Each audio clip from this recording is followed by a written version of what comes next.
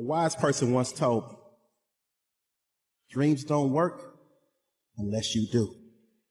We try so hard in our lives to fit in. We try to fit into certain groups, certain frats, certain sororities, among certain friends. Yet the people we idolize are the ones that stand out. But when you're prepared, there is no fear. There is no fear of failure. Because even if you've walked out of something and you feel like you failed at it, your preparation is so strong that you're going to take that failure and turn it into the outcome you desire. And most people stop at failure. Okay? We've all failed at things. I'm going to continue to fail at stuff. Right? It's the most powerful tool you can use. But it all depends on how you use it. Many things used to puzzle me back in those early days. I used to wonder why two people could work for the same company, one make twice as much money. Now, see, that used to puzzle me. And maybe they were the same age, graduated from the same school, live in the same community, work for the same company, with the same products and the same services. They've got the same traffic, the same problems, and one makes $1,000 a month, the other one makes $2,000 a month. Now, that was my puzzling question. Why would this long list be the same and the money twice as much? I asked, what's the difference between $1,000 a month and $2,000 a month? Why would one person do twice as well, 3 times as well?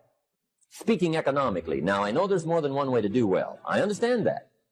But in this little narrow area called compensation, what's the difference? Well, back then, with my faulty thinking, I'm trying to reason it out. I thought, well, maybe time makes some of the difference, right? Some people do better because they have more time. I used to say, Harold ought to be able to do well. He's got a lot of time. If I had all of Harold's time, I could do well. Now, that's got to be dumb, right? Number one, you can't get somebody else's time. A guy says to me one time, he says, if I had some extra time, I could make some extra money. I said, then forget it. There isn't any extra time. Hey, when the clock strikes 12 midnight, that about wraps it up, right? I mean, you can look around the gongs there for a little more, but it's over. Now, if you can't get more time, which you can't, what could you get more of that would make a difference in economic results? And here's the key word. Make it a part of your notes. We're going to consider it tonight. The word is value. And I have a little phrase for your notes. Value makes the difference in results. Value makes the difference. You can't get more time, but you can create more value. Now, here's the first lesson of economics. Everybody should learn it from the time they're old enough to understand what a dollar means, how to earn one, how to get one, how to keep one, what to do with it. First lesson of economics. We primarily get paid for value. That's lesson 1. Bringing value to the marketplace, that's how you get paid. You don't get paid for the time. I know it takes time to bring value to the marketplace, but you get paid for the value, not the time. Now, since that's true, here's one of the key questions of the evening. Is it possible to become twice as valuable at the marketplace and make twice as much money in the same time? Could you become 3 times as valuable? Make 3 times as much money in the same time? Is that possible? The answer is yes, if. And it's always if, right? Life is known as the big if. Harry Truman once said, life is iffy. How true. And here's the big if. We're going to consider it tonight. It's possible to do much better at the marketplace if you go to work primarily on yourself. And that's the theme of our seminar tonight. Learning to work primarily on yourself. People have asked me for the last 24 years, how do you develop an above-average income? And the answer is, become an above-average person. Develop an above-average handshake.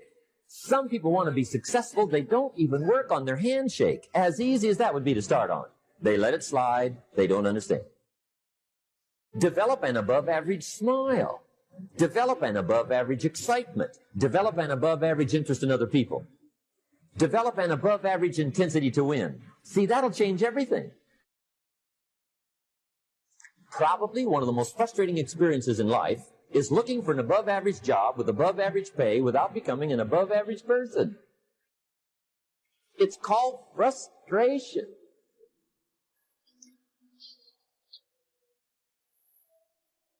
And Mr. Schultz gave me probably the greatest clue he gave me when I first met him.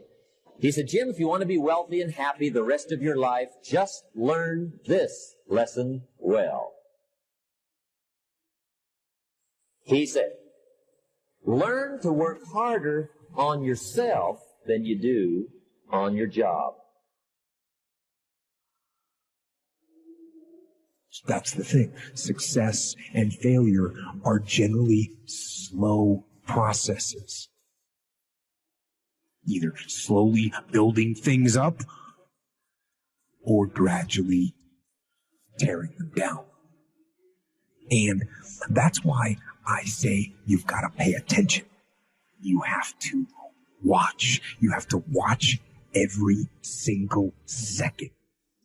Choose love, and don't ever let fear turn you against your playful heart. I believe in manifestation. I believe in putting a rocket of desire out into the universe, and you get it when you believe it. You get it when you believe you have it, and that's the key. We want to get really sensitized, acutely sensitized, sensory acuity, to whether what we're doing is working or not. And by the way, sensory acuity is really the measure of a person's intelligence. What I mean by that is, how do we measure intelligence? Intelligence is a measure of the number and quality of distinctions you have in a given situation. You can handle this, you just haven't figured it out yet.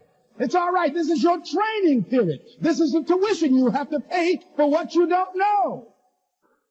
You can do this, other people have done it. It doesn't take an Einstein. Get you some people that can teach you some stuff that you don't know. Get you some people that have done it successfully and learn from them. Take some seminars, workshops, read some books on how to manage a business. Change the way you see yourself and begin to tend to the personal details. Understand that nobody's going to take care of your business better than you. All my life, I wanted to be on TV. Had never heard of a comedy club. October the 8th, I walked into Hilarity's Comedy Club in Cuyahoga Falls, Ohio. It's right outside Akron. I signed up for the following week because I just wanted to see what the comedians did. Man, I saw live stand-up for the first time. They had 10 acts supposed to go up. 9 of them went up. The 10th guy got scared and ran out the door. So I had signed up for the following week. The guy says, listen, we lost our 10th act. We're going to go to the phones. We're going to go to the week from next week. If Steve Harvey's here, come on up now. So I ran up on stage. I don't even know what to do, but I just started talking about boxing and stuff that happened to me. Audience was hollering, laughing. They brought all 10 of us back up on stage. They had a clap-off. I won the clap-off. I won $50. I cried from Cuyahoga Falls to Cleveland. The girl kept saying, why you crying? It ain't with $50. I said, no, you don't understand. It's way more than 50. This what I do. She said, what you mean this what you do? This just your first time? You don't understand. Something happened. I won amateur night. I went to work the next day, October 9th, 1985, and quit my job. Now, I don't recommend that you do it that way. Because 2 years later, I was homeless. Because the first year of comedy, I made $3,400. The next year, I made $4,800. And the third year, I made $5,300. I got a wife, a set of twins. I'm sending every dollar I got to them. So I tried to live on $50, $75 a week. Gas was 38 cents a gallon back then. I just stayed in my car. So I lived in my car for 3 years. 3 years, I lived in my car. And what happened was, I just said, man, so I used to fish all the time to eat because I'm a fisherman. I'm a bass fisherman. So I used to stop at lakes and ponds and just fish. And every month I get run off from somebody's land. Hey, get away from here. Hey, move along, that's not yours. Hey, stop fishing here. I just get run off. And he didn't understand. And one time I had fish on the line. They said, you got fish on that line? I said, yeah. Throw them back. I had to throw them back because I used to stop at rest areas with them little cast iron grills. I kept charcoal in my car. I started a fire and I ate fish. There's some days I wouldn't eat. So they thought I was just fishing, but I was eating. So I said one day, I said, man, you know what? One day, man, I'm gonna give myself some land. I'm buy myself a piece of dirt. So fast forward, God bless me. I get on TV when I'm 38. I'm on Showtime at the Apollo.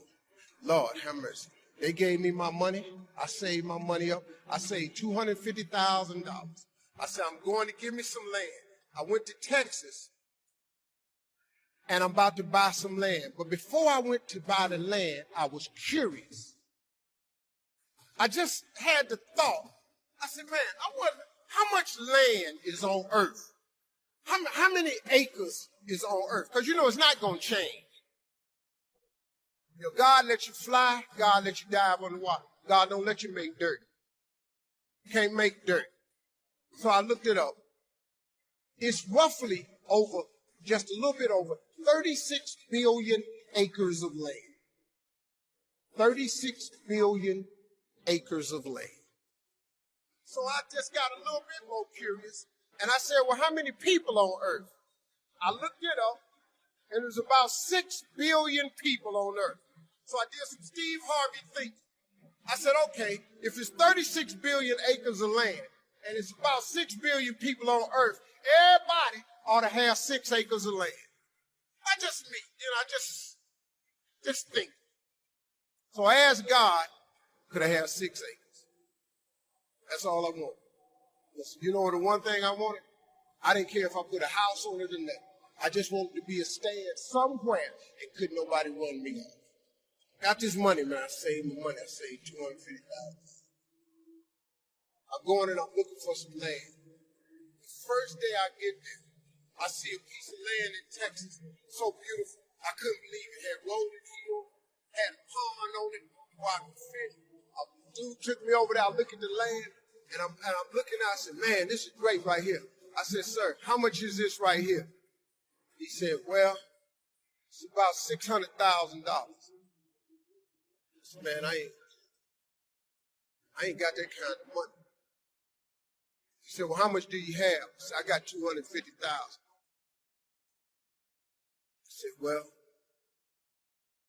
let me think about it, man. He said, let me think about it. And I was standing there, and then I stopped and said, sir, can I ask you a question, man? How many acres of land is that? He said, this is 6 acres.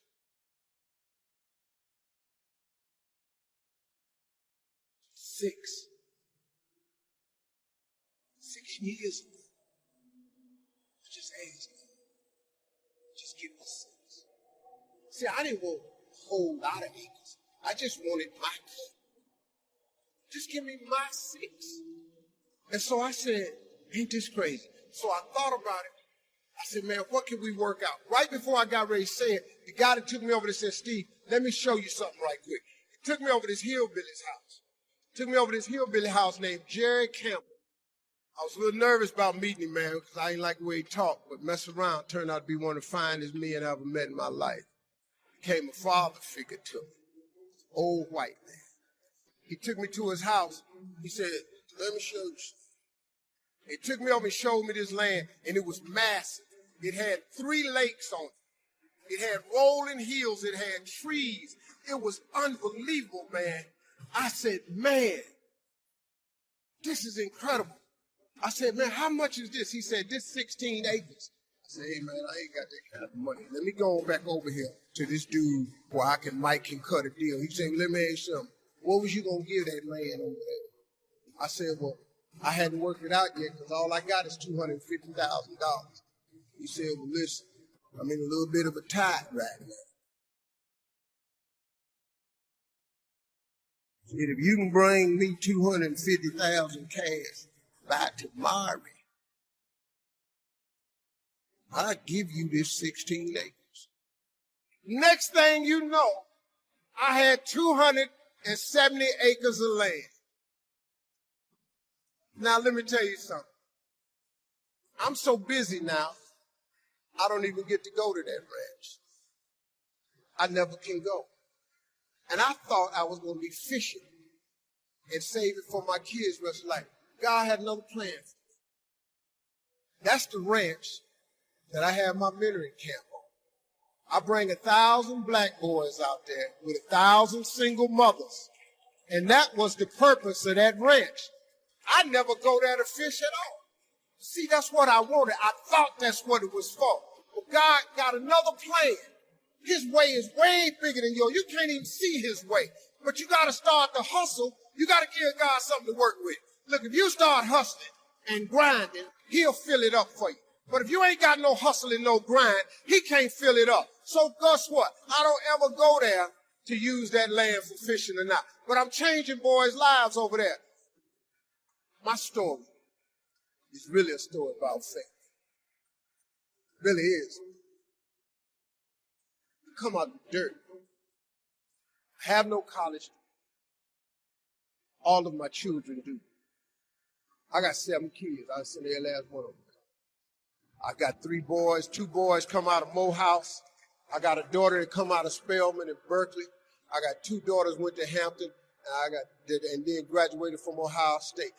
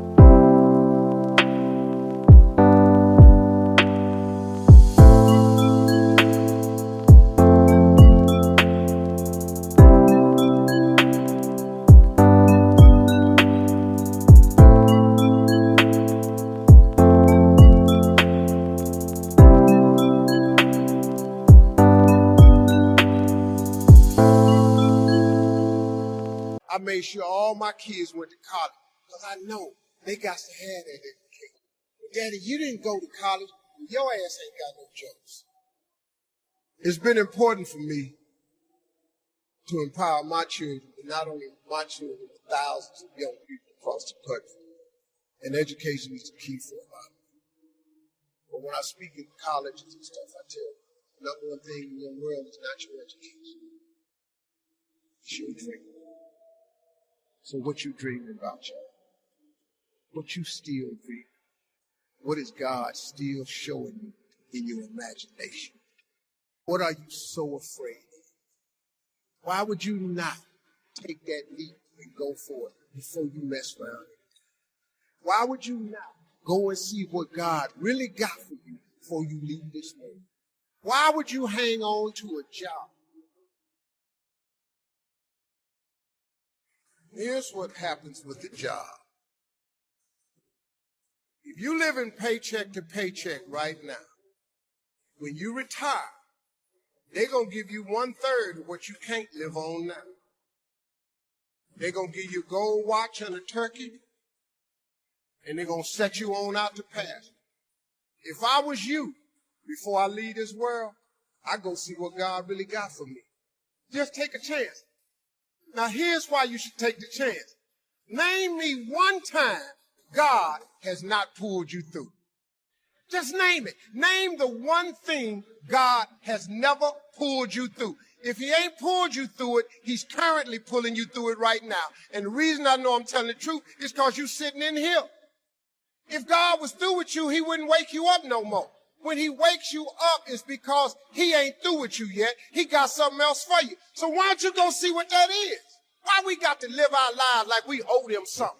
Man, you owe yourself something. Go be free. Go see what God got for you. Oh, Steve, that's easy for you to say. You rich. Hell, did you hear me? I lived in a car for 3 years. On October 8th, I won $50. October 9th, I quit. How big a jump you want to take? You ain't even got to do that. A lot of y'all got savings. You may not have 3 years up, but you only need a little bit. Just jump. Go see what God got for you. Quit sitting here in your life posturing like it's okay. Quit funking the fake. Quit faking the funk. Quit got people thinking you something you ain't, man, when you really know you won't be something. I'm just telling you just like it is. You ain't got to believe me, but you can look at me. I'm telling you, it's proof in this here now that the God you serve really will give you what you ask for. He will. I'm not your preacher. I'm a hood dude that done messed around with no education, the messed around got to the top of the TV world, balling out of control. And I'm telling you, I was homeless and lived in a car, and I ain't got no education. Now, y'all in here got degrees. I see it on your forehead. I see it on you. I feel when I'm around educated people. I know you know how to study and math. I can look at you, and I'm so proud of you. But hey, man, the next level. The man without a dream or vision shall perish. It never mentions if you don't have an education. If you work hard on yourself, you can make a fortune. If you would have known me at age 25, you would have said, Jim Rohn's a hard worker. If you'd have known me, you'd have said that. I'm the guy, I don't mind coming a little bit early, staying a little bit late. I don't mind that. You'd have said, well, Jim Rohn's a hard worker. You say, well, how come he's got pennies in his pocket and nothing in the bank and behind on his promises? Well, I was a hard worker, but I was working hard on my job, not on myself. I'm telling you, if you'll learn that simple little principle and start the process today, latest tomorrow, give you tonight's condition. And start this whole process of personal development, work on yourself, make yourself more valuable to the marketplace. I'm telling you, you can so dynamically change your income, and economics is the least of the values that you can start earning in terms of equity if you'll start working harder on yourself than you do on your job. Work hard on yourself and develop the skills. Work hard on yourself and develop the graces. All of the stuff.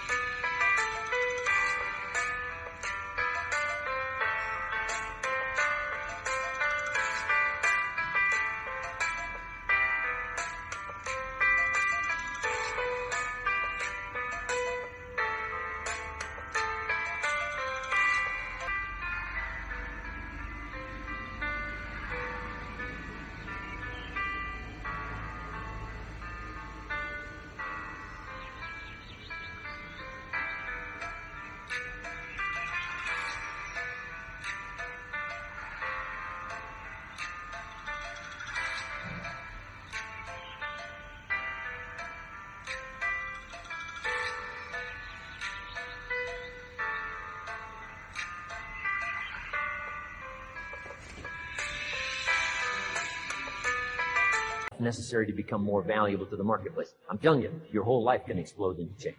Promotions, no problem. Becoming more valuable to the company, I'm telling you, no problem. Money, no problem. Economics, no problem. Future, no problem. You just go to work on the right thing. Not get things out there to change. Don't try to change the seed. Don't change the soil. Don't change the sunshine. Don't change the rain. Don't change the mix of seasons. Let the miracle of everything that's available work for you. And start working on the inside. Work on your philosophy. Work on your attitude. Work on your personality. Work on your language. Work on the gift of communication. Work on all of your abilities. And if you'll start making those personal changes, I'm telling you, everything will change. You can have more than you've got because you can become more than you are. And of course, the other side of the coin reads, unless you change how you are, you'll always have what you got. I have found in my experience that income does not far exceed personal development. Now, sometimes income takes a lucky jump, but sure enough, unless you grow out where it is, it'll usually come back where you are. Life has strange ways. If somebody hands you $1 million, best you become a millionaire quickly, so you get to keep the money. Otherwise, sure enough, it'll disappear. Somebody once said, if you took all the money in the world, divided it up equally among everybody, it would soon all be back in the same pockets. Incredible. Success is something you attract, not something you pursue. Success is looking for a good place to stay. So instead of going after it, you work on yourself. Personal development. See, the major question to ask on the job is not what are you getting? The major question to ask on the job is what are you becoming? See, the big question is not what am I getting paid here? The big question is what am I becoming here? Because true happiness is not contained in what you get. Happiness is contained in what you become.